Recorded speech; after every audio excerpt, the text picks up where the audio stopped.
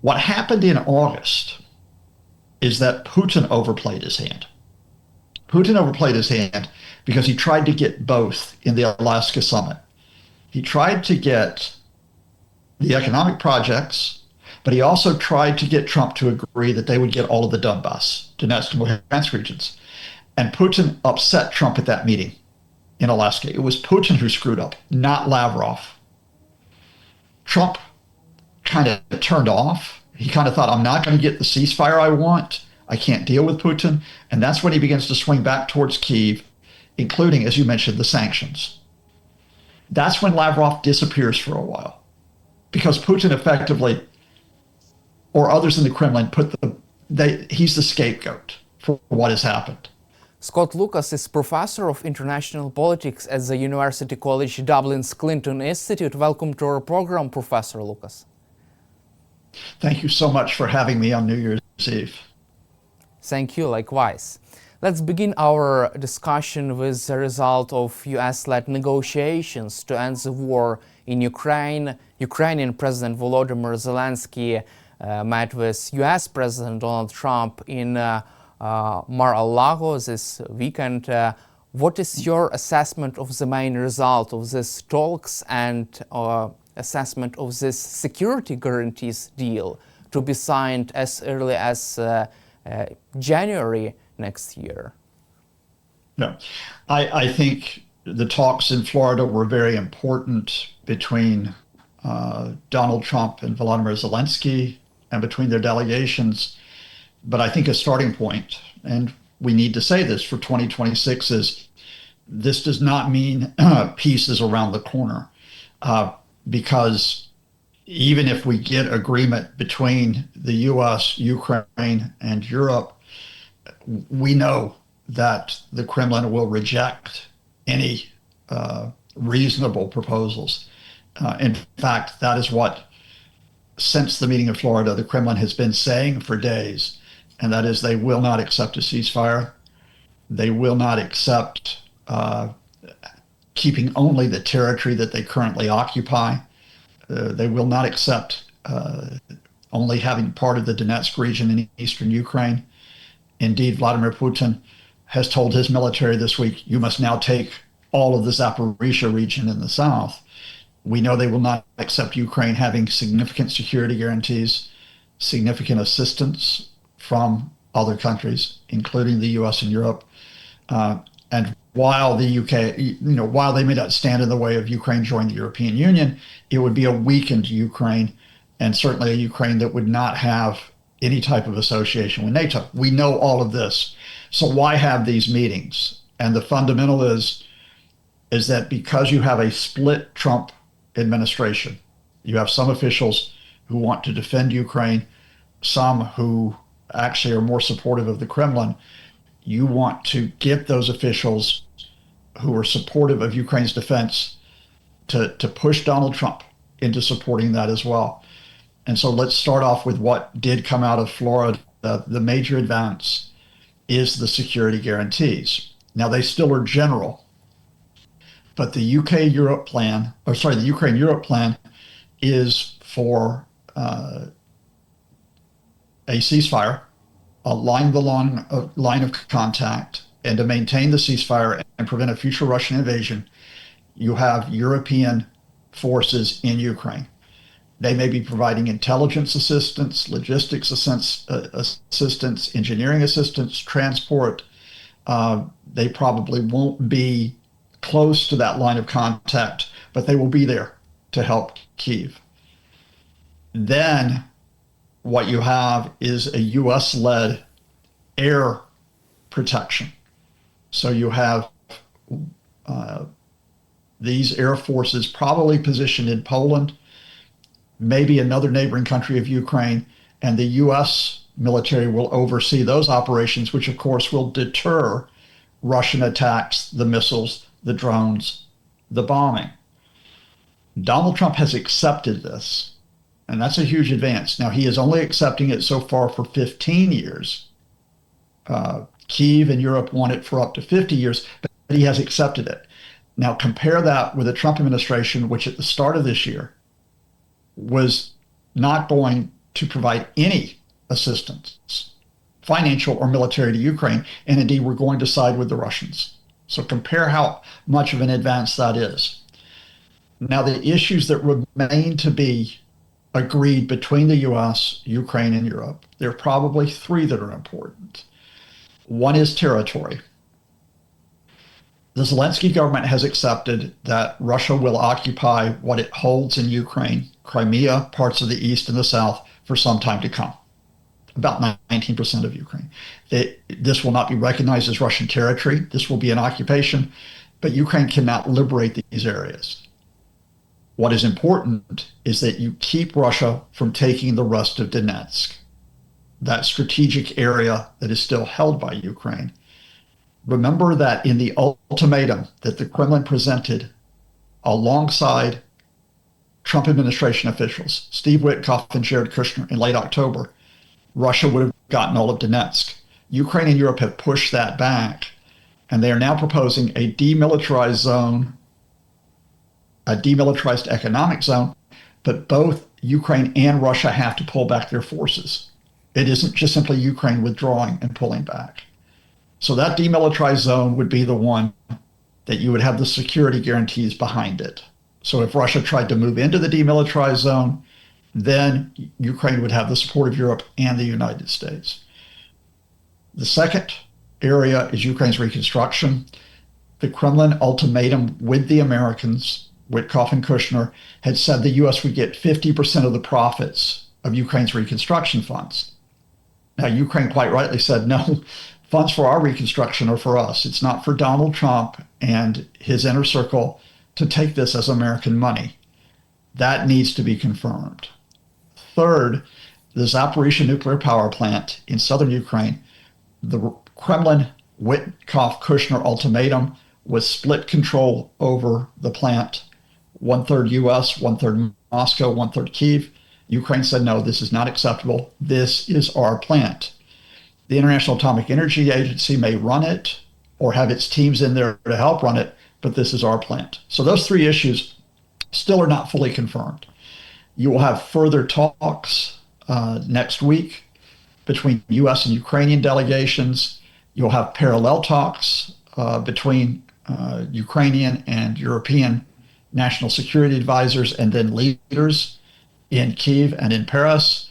And you will hope to bring all of that together with agreement on all of these proposals that you then present to the Kremlin.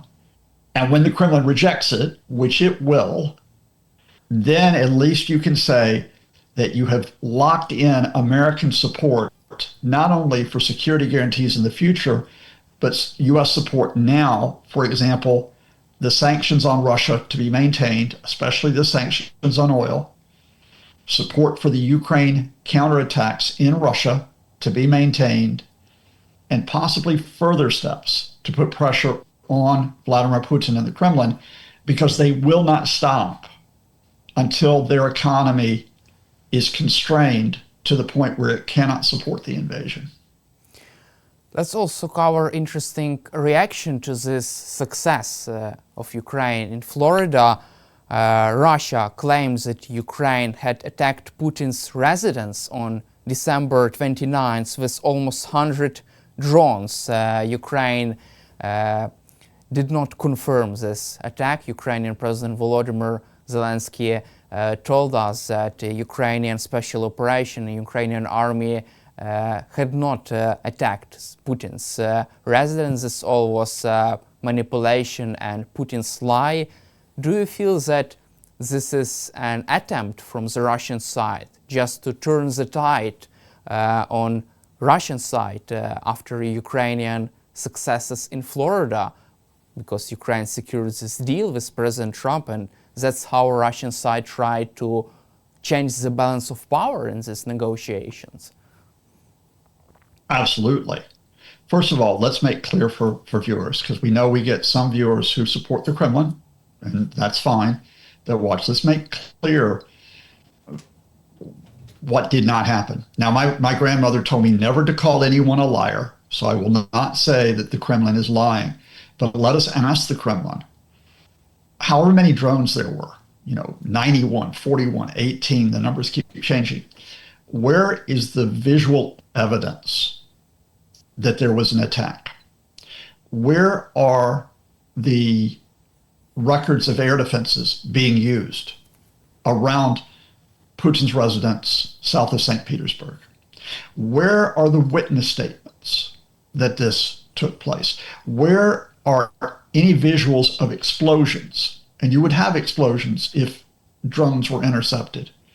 Where is there any record of the flight paths that the drone supposedly took? Where is your evidence? And I think the answer is they have none. So why put this story out? Because they are facing increasing pressure. And because they face the fact that the adults in the room in the Trump administration are supporting Ukraine with these security guarantees and possibly with further steps on territory and reconstruction, they put out this narrative towards others in the Trump administration, like Steve Witkoff, possibly Jared Kushner, possibly their J.D. Vance, the U.S. Vice President, to say, you can't trust Kyiv. Don't give them the security guarantees. Because in the ultimatum to Ukraine at late October, while it said Ukraine might get security guarantees, there was a provision which said if Ukraine ever attacks Russia, no security guarantees are valid. And that's what the Kremlin is setting up here, which is even if you give Ukraine these security guarantees, the first time we tell you they have attacked us, you have to walk away. And indeed, the Kremlin did get an immediate success with this, because once they put that story out, Donald Trump was actually hosting the Israeli Prime Minister Benjamin Netanyahu in Florida, and Trump came out with a whole series of absurd statements. The idea that Vladimir Putin wants Ukraine to succeed, but then he made the statement which was, this looks to be a terrible attack. This is a horrible thing to do. This looks to be terrible. In other words, he took the bait to say it might be possible that Ukraine had done this. Now, hopefully, U.S. intelligence services will push all of that back. They'll tell Trump that the attack didn't take place. But the Kremlin just keeps an opening with him, which is whatever you might be agreeing with Ukraine, you might have to push that all aside because we're the victims here, not Kyiv. Let's also cover this interesting story by the New York Times. This article was published on December 30th about the separation inside this big clash between different groups inside the White House. What is your highlight from this interesting article about the state of Trump's cabinet, his administration, and their stance on Ukraine? So many highlights and lowlights from this New York Times. It's not just an article, it's almost like a mini book which describes a year of the Trump administration going back and forth over Ukraine and Russia. Goes all the way back from before Donald Trump taking office, when the Trump camp were first pursuing direct talks with Russia, and all the way up to some of the events that you and I just discussed in recent weeks. It works in a series of phases. And let's talk about the initial phase, which I've written about on EA WorldView briefly this morning as part of an analysis of these revelations. And that is that the primary person who launched an anti-Ukraine approach, I would even say it's a pro-Kremlin approach, was the Vice President J.D. Vance. Not Trump, J.D. Vance. When Vance entered office, he put political appointees who were linked to him into each of the key American agencies. He put them in the National Security Council. He tried to get them into State Department. He put them in intelligence services. And importantly, he put them in the Defense Department, the Pentagon. At the same time, the defense secretary, the unqualified Pete Hegseth, took office. So Vance could use him. From January 20th, when Trump took office, until February 28th, when Volodymyr Zelenskyy was ambushed by Vance in the White House, the Vance camp unrolled a strategy to cut all support to Ukraine and to pursue direct talks with Russia. And we know some of this, but this is connecting all the dots. The way that they did this is that they had a supposed review of military aid in the Pentagon. It was headed up by the Undersecretary of Defense, a man named Elbridge Colby, a man who, before he took that position, had already written that there should be no aid to Ukraine. It should all go for U.S. operations in Asia.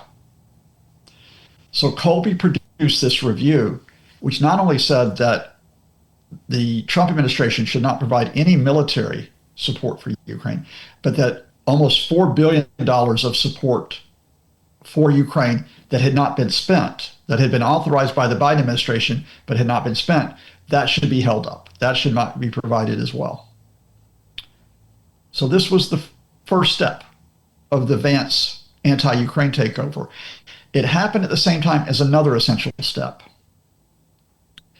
Vance and his allies knew that Keith Kellogg, who was Trump's envoy to Ukraine and Russia, had devised a plan which said, look, Ukraine's not going to win this. They're not going to push Russia out of Ukrainian territory, but we need negotiations to stop the invasion. And while we have those negotiations to stop the invasion, we need to continue support to Ukraine. Vance effectively said, Kellogg can talk to Kyiv and he can talk to Europeans, but he cannot talk to the Russians, right? Keith Kellogg, envoy for Ukraine and Russia, but he can't talk to the Russians. There was a White House meeting in early February at which Kellogg presented his plan. We keep supporting Ukraine, but we have negotiations for a ceasefire in the invasion. And Donald Trump turns to him and says, I hate Volodymyr Zelenskyy. I hate him. Not like I hate him. Then Trump says, Ukraine can never be part of NATO. And then he tells Kellogg, Russia is for me, not you. So he effectively fired Kellogg on the spot by saying, you don't deal with Russia. And that, of course, meant that Kellogg's plan for negotiations involving Russia and Ukraine, that was pushed aside. Instead, J.D. Vance has got the upper hand. And so at the same time, you have direct talks between Russia and the Americans, the initial talks in Riyadh in Saudi Arabia. Pete Hegseth, the defense secretary, goes to the supreme allied commander in Europe, Chris Cavoli, General Chris Cavoli. And Cavoli tells him, look, you can't just walk away from Ukraine. It jeopardizes our security. You can't walk away. Hegseth hated him for that comment ever after that, and indeed led the push to get rid of Cavoli. And Cavoli did leave a few months later. So now you've got Hegseth and other officials like Elbridge Colby trying to cut all assistance to Ukraine.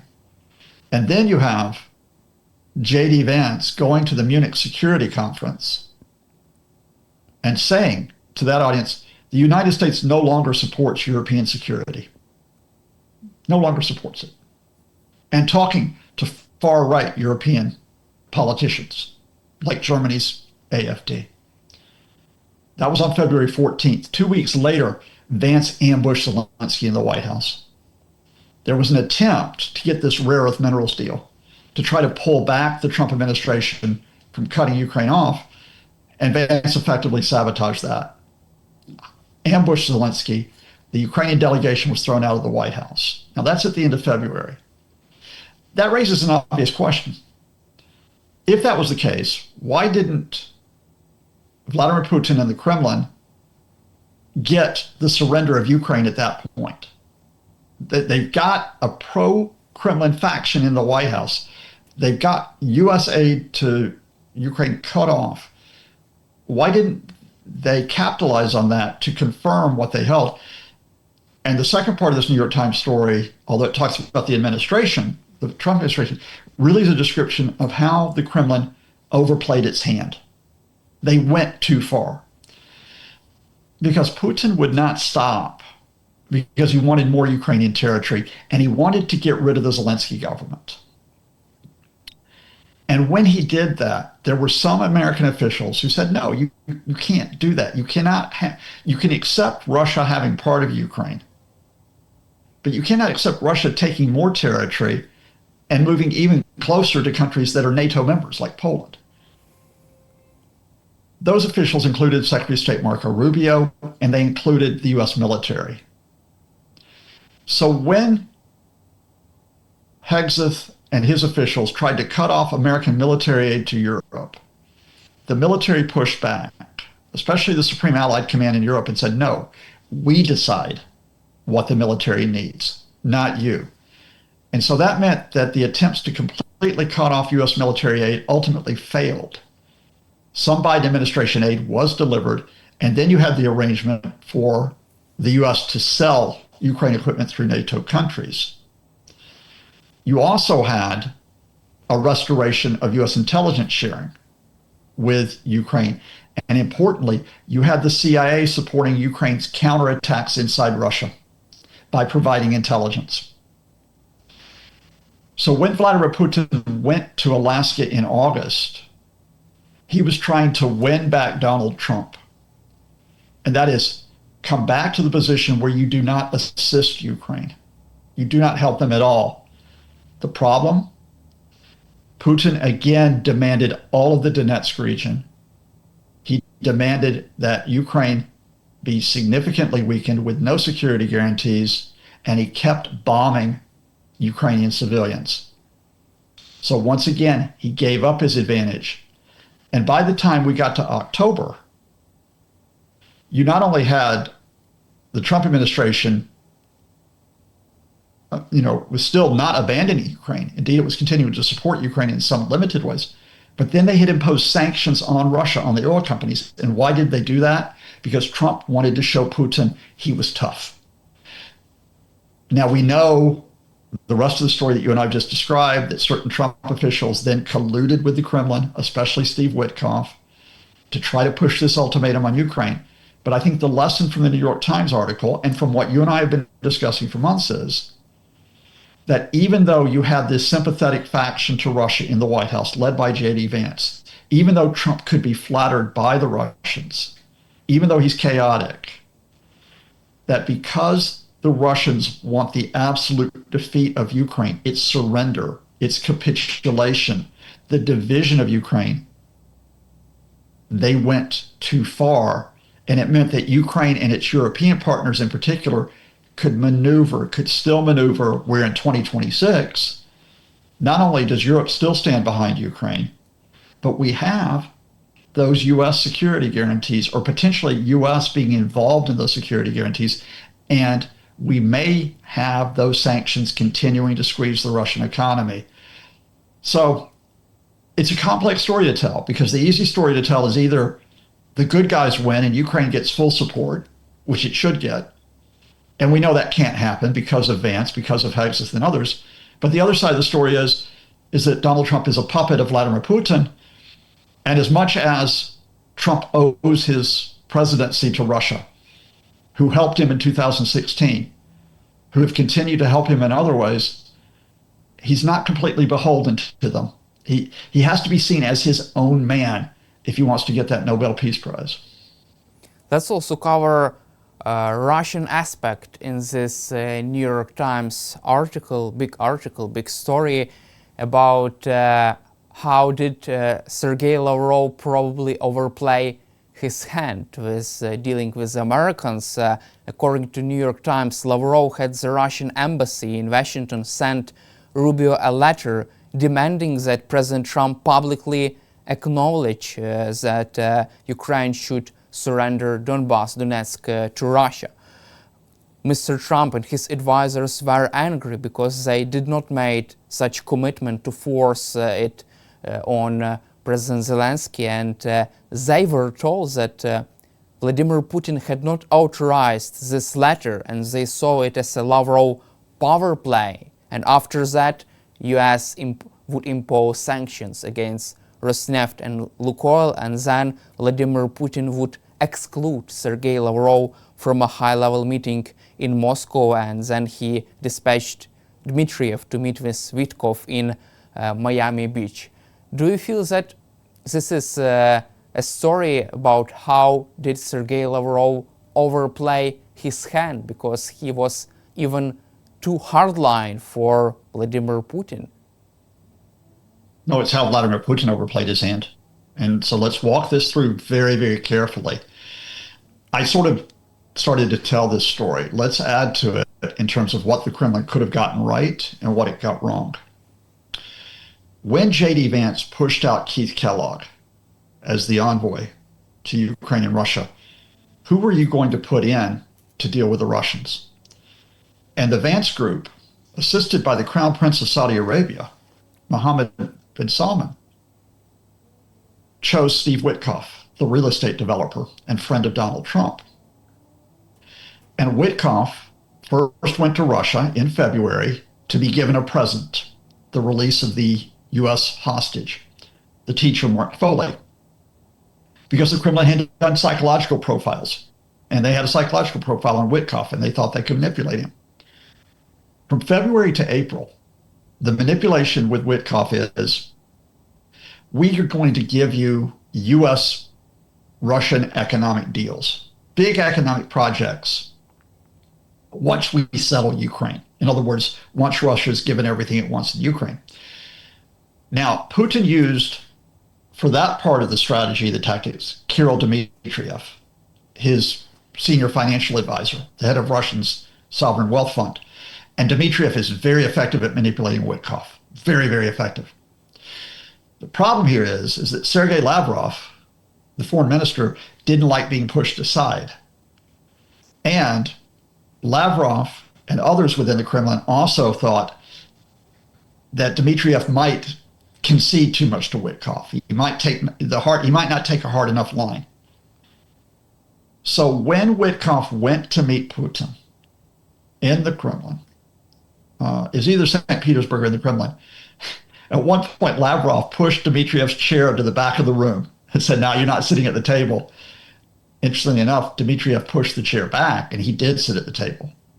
So Putin was using both Dmitriev and Lavrov working with the Americans. Let's think of it as carrot and stick.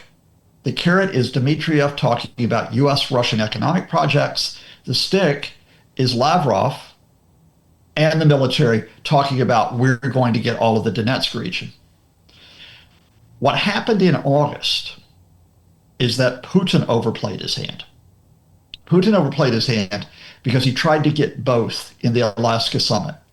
He tried to get the economic projects, but he also tried to get Trump to agree that they would get all of the Donbass, Donetsk and Luhansk regions.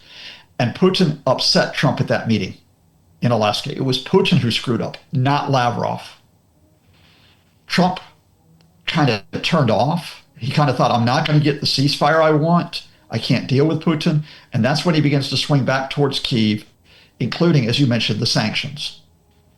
That's when Lavrov disappears for a while, because Putin effectively, or others in the Kremlin, he's the scapegoat for what has happened.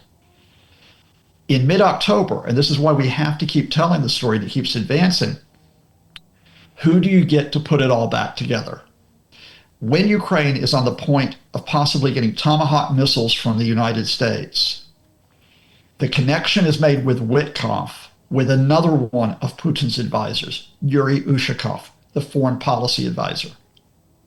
And that's when Witkoff says to Ushakov, get Vladimir to call Donald, get Putin to call Trump, which he does, and which helps push back the provision of the Tomahawk missiles, and eventually leads to the collusion between Dmitriev working with Witkoff and Kushner on the 28-point ultimatum.